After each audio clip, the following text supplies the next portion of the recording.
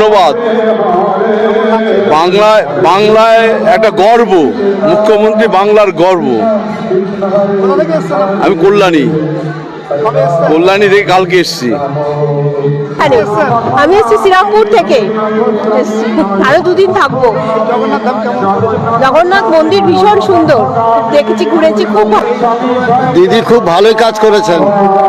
এখানে একটা ধাম করে খুব সুন্দর কাজ ভালো লেগেছে। আজ লক্ষ লক্ষ মানুষের সমাগম, এটাই খুব ভালো লাগছে। একদম গর্বিত, আনন্দিত যে দীঘায় প্রথম রথ টানলেন আমাদের মুখ্যমন্ত্রী মমতা ব্যানার্জি। তার বদান্যতায়, তার ইচ্ছায় দীঘায় এত বড় রথের জগন্নাথ মন্দির হয়েছে এবং তিনি আজকে উদ্বোধনও করেছেন আগে, এবং আজকে এসে রথ টানলেন।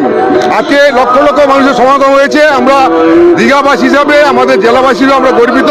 তাকে অভিনন্দন জানাই। তিনি সুস্থ থাকুন, ভালো থাকুন। লাখো লাখো ভক্তবৃন্দ, দর্শনার্থী এখানে উপস্থিত হয়েছিলেন এবং আমাদের এলাকার বহু মানুষ এখানে এসছেন। এটা শুধু আমাদের রামনগর বিধানসভার গর্ব নয়, আমাদের জেলার গর্ব নয়, রাজ্যের কাছে যেমন গর্ব, সেরকম এই মন্দিরটি ভারতবর্ষ ছাড়িয়েও আন্তর্জাতিক ক্ষেত্রে বহু বিদেশি পর্যটক এখানে এসছেন।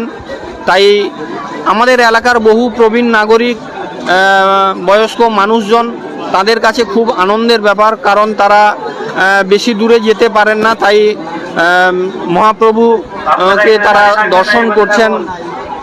প্রভু জগন্নাথ দেবের আশীর্বাদে যাতে আমাদের এলাকায় প্রত্যেকটি মানুষ ভালো থাকেন এবং এলাকার প্রত্যেকটি পরিবারে যাতে সুখ সমৃদ্ধি ঘটে, এটাই আমি মহাপ্রভু জগন্নাথ দেবের কাছে আমি প্রার্থনা করি।